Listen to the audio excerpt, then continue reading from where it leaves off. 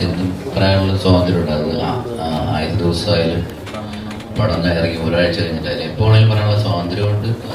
എന്താ പറയുക, അതാണ് ഞാൻ നേരത്തെ പറഞ്ഞത്. ഒരിക്കലും ഒരു മോശം സിനിമനെ എഴുതി വിജയിപ്പിക്കാനോ ഒരു നല്ല സിനിമനെ എഴുതി അല്ലെങ്കിൽ പറഞ്ഞു തോൽപ്പിക്കാനോ സാധിക്കില്ല.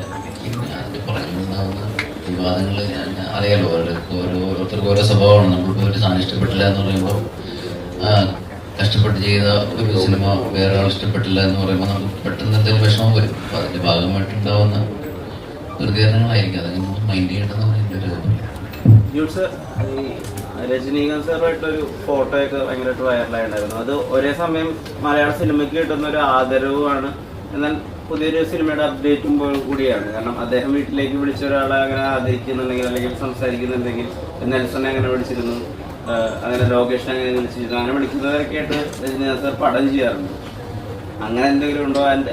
ആ ഇന്ററാക്ഷനിൽ അദ്ദേഹം മലയാള സിനിമയെ പറ്റിയിട്ടോ 2018 പറ്റിയിട്ടോ എന്താ പ്രിസൈസ് ആയിട്ട് പറഞ്ഞതെന്ന് ഷെയർ ചെയ്യാം. 2018 കണ്ടിട്ട് സാറ് പറഞ്ഞത് അതെങ്ങനെയാണ് ഷൂട്ട് ചെയ്തതെന്ന് ചോദിച്ചു. ഞാൻ പറഞ്ഞു ഇങ്ങനെയാണ് ഷൂട്ട് ചെയ്തത്, ഞങ്ങളൊരു ടാങ്ക് ഉണ്ടാക്കി ടാങ്കിൽ വെള്ളം നിറച്ചത് വീടുകൾ വെച്ച് അങ്ങനെ ഫുൾ കഥ പറഞ്ഞു പടം ഷൂട്ട് ചെയ്തിരുന്നു. സാറ് പറഞ്ഞു അത് ഭയങ്കര റിയലിസ്റ്റിക് ആയിട്ട് തോന്നുന്നുണ്ട്, ഗംഭീരമായിരിക്കുന്നു എന്ന് പറഞ്ഞു. വേറെ ഒന്നും പറഞ്ഞില്ല.